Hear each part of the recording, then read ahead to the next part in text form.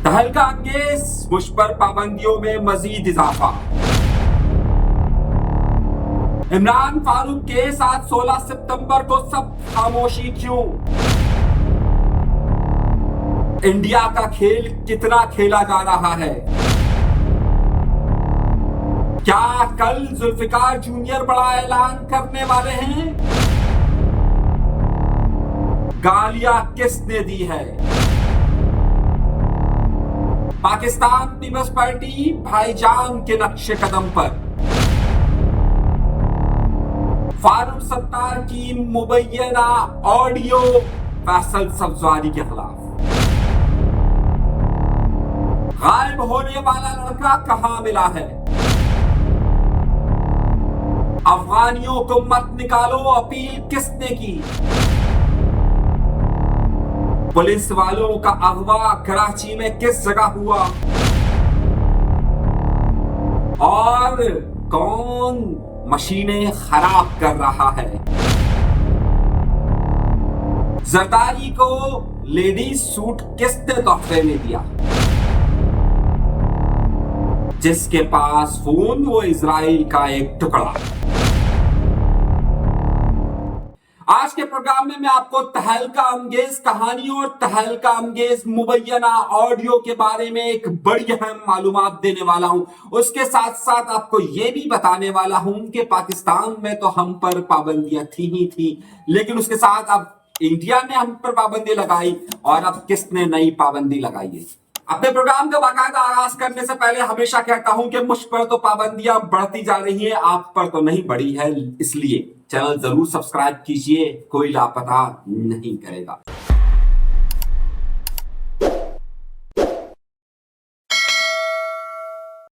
आइए अपने प्रोग्राम का बाकायदा आगाज करते हैं अपने परवरदिगार के शुक्र से। यकीनी तौर पर आप ये जानना चाहते होंगे कि अब मुझ पर नई पाबंदियां किसने और कितनी सख्त पाबंदियां लगाई है, लेकिन वो आपको मैं जरूर बताऊंगा। मगर आज बहुत बड़ी बड़ी खबरों से आगाज करता हूं।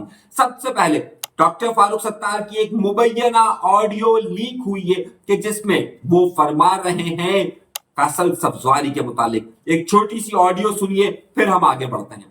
मैं तुम्हारे साथ हूँ हर तरह से, और अगर कोई ऑफ़र कर रहा है और तुम ये ऑफ़र एक्सेप्ट करना चाहो, लेना चाहो, तो बिल्कुल ले लो। इनको एक शहीद याद आ गया, वो भी मोहम्मद असलम भाई, चूँकि उनकी वजह से इनकी दुम पे पैर आता है ना, तो इसलिए बिलबिलाते हैं, इसलिए ये आ गए आपके पास।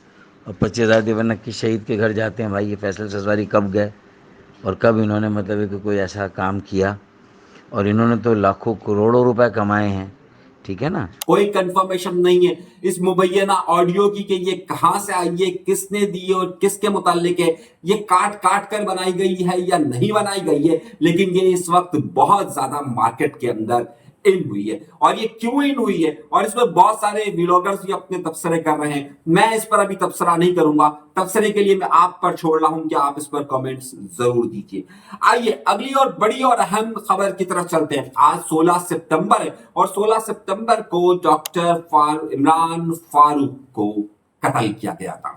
डॉक्टर इमरान फारूक की कत्ल की कड़ियां कहीं मिले या ना मिले, और उससे क्या नुकसान हुआ, क्या फायदा हुआ, इस पर बहुत सारी बहस हो चुकी है। लेकिन अहम मामला यह है कि जिसको आज तक लंदन की पुलिस जहां पर यह कत्ल हुआ उसके कातिलों को नहीं पकड़ सकी, मगर पाकिस्तान के अंदर इस केस को अजीबोगरीब तरीके से चलाया गया था। पाकिस्तान में केस पिंडी के अंदर हुआ और पिंडी के अंदर इस केस में 3 मुल्जिमान को पकड़ा गया, उनको सजाएं दी गई। आज तक इस बारे में कोई शवाहिद हो या ना हो, सुप्रीम कोर्ट में उनका केस आज तक लगने का मुंतजर है। न जाने कब लगेगा, उम्र गुजर गई है। मगर उसके साथ साथ आज देखिए कि एमक्यूएम ने इस हवाले से एमक्यूएम पाकिस्तान ने कोई बड़े प्रोग्राम का इनेकाद नहीं किया, और शाम के वक्त खालिद मकबूल सिद्दीकी का एक से बयान जारी हुआ, जबकि एमक्यूएम लंदन की तरफ से भी इस हवाले से बयानात जारी हुए।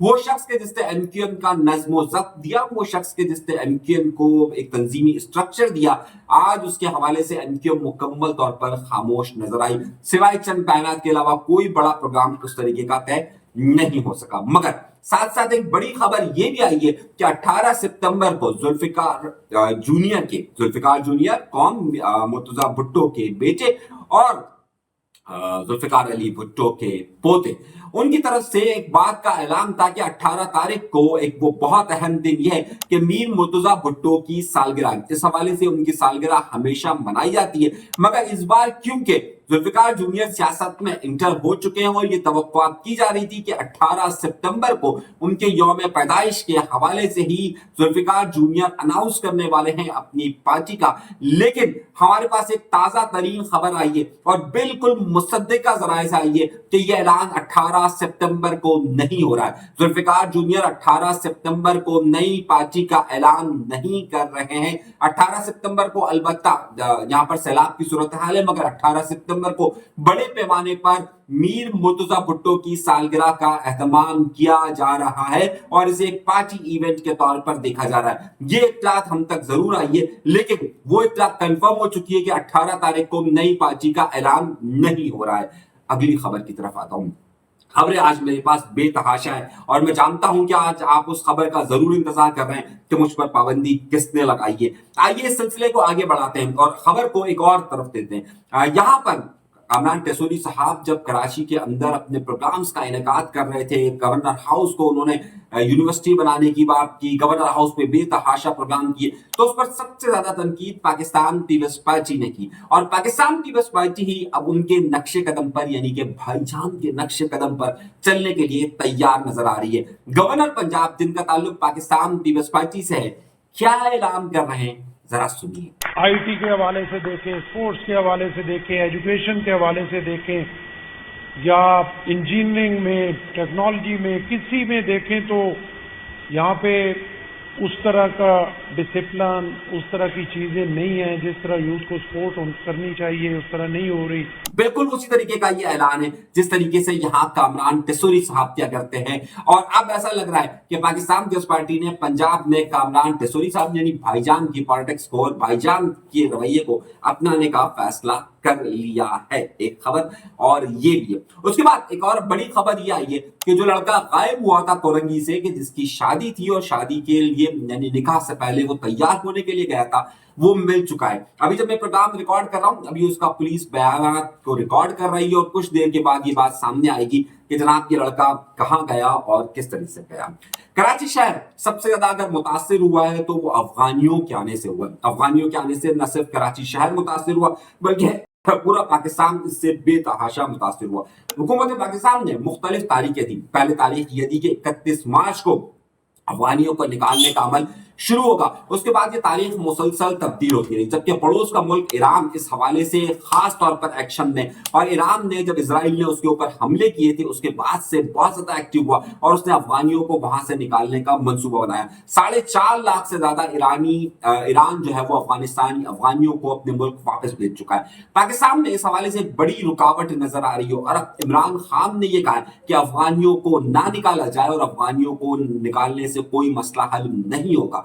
ये बहुत बड़ा एक मसला है और खास तौर पर अब ये देखना है कि कराची में तो इस हवाले से कोई ऑपरेशन शुरू नहीं हुआ था कि यहां से अफगानियों को निकाला जाए, मगर अब अफगानियों की हिमायत में इमरान खान आ चुके हैं, क्योंकि खुद ये कहा जा रहा है कि इमरान खान का एक बहुत बड़ा सपोर्टिव यूनिट जो है ये अफगान रहे और अफगान जाहिर उनको काफी हद तक सपोर्ट भी करते रहे।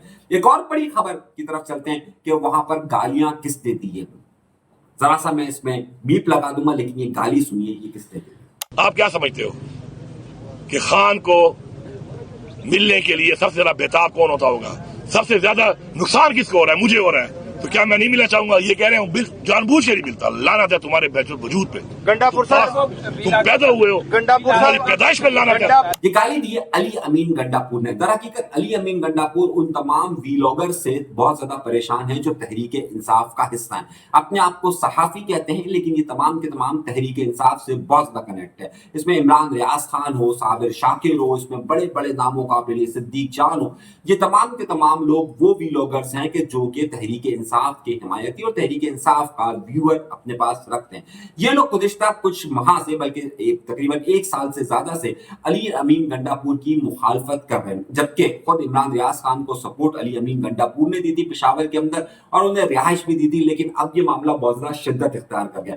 इन लोगों का मौक़िफ़ यह है कि अली अमीन गंडापुर दोनों तरफ खेल रहे हैं और वो एस्टैब्लिशमेंट के साथ भी खेल रहे हैं। अब मामला ये हुआ है कि इस वजह से बहुत ज़्यादा तनकीद की जा रही है। अब अली अमीन गंडापुर कल पहुंचे इमरान खान से मिलने के लिए, हैरत अंगेज तौर पर कल मुलाकात का वक्त नहीं था, लेकिन अली अमीन गंडापुर पहुंचे और अपने पूरे लश्कर के साथ वहां पर पहुंचे। उन्होंने सहाफ़ियों से गुफ्तगू की और ये दोनों इल्जामात के हवाले से उन्होंने बात की। जब उनसे ये पूछा गया कि आप पर तो ये इल्जाम लगाया जा रहा है कि आप जानबूझकर खान से नहीं मिलना चाहते, ये वही इल्जाम है कि जो कि वो तमाम डीलोगर्स दे रहे थे, तो उस पर अली अमीन गंडापुर ने उनको मां बहन की गालियां दी।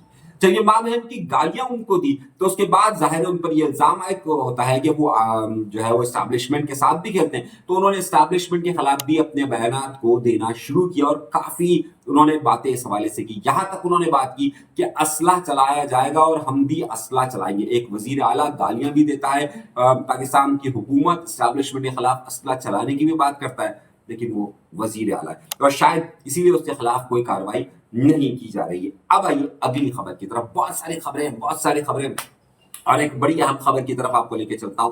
कल एक पब्लिक अकाउंट कमेटी की मीटिंग का इजलास हुआ सिंध के अंदर, जिसमें यह कहा गया कि सिंध के जितने हॉस्पिटल्स हैं उसमें से अक्सरियत हॉस्पिटल पर एमआरआई की मशीनें जानबूझ के उनका स्टाफ खराब कर देता है ताकि वो प्राइवेट लोगों की तरफ लेकर जा सके, और ये एक बहुत बड़ा यानी करोड़ों रुपए का रोज का धंधा है कि जिसे ये पूरे सिंध के अंदर किया जा रहा है। खुद पब्लिक अकाउंट कमेटी की मीटिंग के अंदर जिसे निसार खोड़ो कर रहे थे, उसमें ये बात सामने आई है। और देखिए, सिंध हुकूमत की वजीर आसिफ अली जरदारी साहब की बहन है और आसिफ जरदारी साहब की बहन पर जाहिर बात करना कौन कर सकता है, ये एक बड़ा मसला है, मगर ये सारा सिलसिला भी जारी है और बदस्तूर जारी है। एक और बड़ी खबर उसके साथ साथ आई और वो ये खबर आई कि वो लिस्ट जारी की गई है गुज़िश्ता 6 महीनों के अंदर सरबराहान को कौन कौन से गिफ्ट दिए गए। उसमें जहां वजीर आजम को गिफ्ट देने की बात हुई, जहां फील्ड मार्शल साहब को गिफ्ट देने की बात हुई, वहीं पर एक बात मजाक बन गई कि आसिफ अली जरदारी साहब को किसी ने लेडीज सूट गिफ्ट किया है।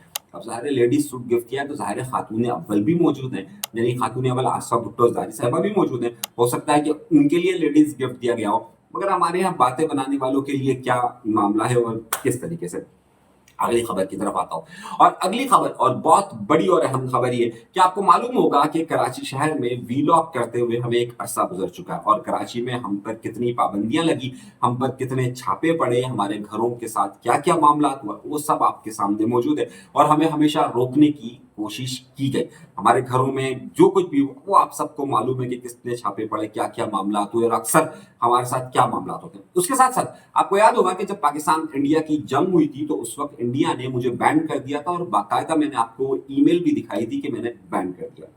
अब हक और सच बोलने की में मामला ये हुआ है कि मैंने अभी जो इजराइल ने कतर पर हमला किया उस हवाले से एक वीडियो बनाई थी और बाकायदा मैंने तहकीक से ये बात बताई थी कि ये मामला कहां पर हुआ है। उसके बाद इजरायली हुकूमत आगे बढ़ी है और इजरायली हुकूमत ने मेरे प्रोग्राम को यूट्यूब को दरख्वास्त कर इजराइल ने हम मुझ पर पाबंदी आयद कर दी है और ये जो हमारा चैनल है इसकी ना सिर्फ मोनेटाइजेशन बंद हो चुकी है बल्कि इसमें लाइव स्ट्रीमिंग भी बंद हो चुकी है और इसमें अब मैं जो वीडियो भेजूंगा वो भी चंद लोगों तक ही जाएगी जहां तक वो जा सकती है, यानी कि इसको रिकमेंडेशन पर इन्होंने पाबंदी लगा दी है। तो हमारा चैनल इस वक्त जद में आ चुका है, पहले पाकिस्तान के अंदर फिर इंडिया के अंदर और अब इंटरनेशनली हम पर यह पाबंदी आयद कर दी गई है। इसलिए मैं अपने प्रोग्राम में इस बात को आपको कह रहा हूं कि मेरे 2 और चैनल्स हैं, एक सोच की दुनिया और एक सीन।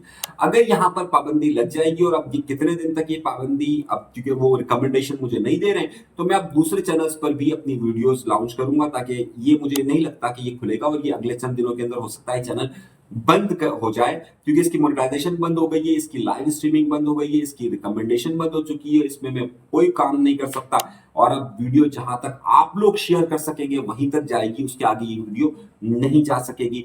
तो जरा पाबंदियों की जद में पाकिस्तान से लेकर इजराइल तक और अमेरिका तक में इस वक्त पाबंदियों की जद में हो। पहले इंडिया ने पाबंदी लगाई, अब ये लगाई, अब यहां से लग गई है, आगे क्या सिलसिला होगा कुछ नहीं आता।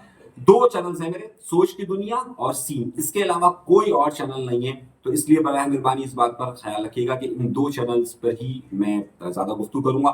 سوچ کی دنیا پر ہم پارٹیکل اور جو ریسرچ سٹوریز ہیں وہ ڈالا کریں گے, اور یہاں پر جو ہے وہ سین میں جو کرائم سٹوریز میں ڈالتا ہوں, کرائم سٹوریز ہم سین میں ڈالا کریں گے. فی الحال پابندیوں کی زد میں ہوں, تو دیکھیے کب تک یہ پابندیاں چلتی رہتی ہے اور یہ چینل آگے کتنے دن تک چلتا ہے, کیونکہ آج انہوں نے مجھ پر اسرائیل کی فرمائش پر یوٹیوب نے اور امریکہ نے مجھ پر مکمل طور پر لائیو اسٹریمنگ پر, میری مونیٹائزیشن پر, سب چیزوں پر پابندی عائد کر دی ہے. تو جناب یہ سلسلہ ہے, تو اب آگے دیکھیے آپ جہاں تک یہ شیئر کریں گے ویڈیو وہیں تک سے جائے گی. اپنا بہت زیادہ خیال رکھیے گا. اللہ تبارک و تعالیٰ آپ سب کو خوش و خرم رکھے, آباد رکھے, سلامت رکھے, کام رکھے. اجازت دیجیے.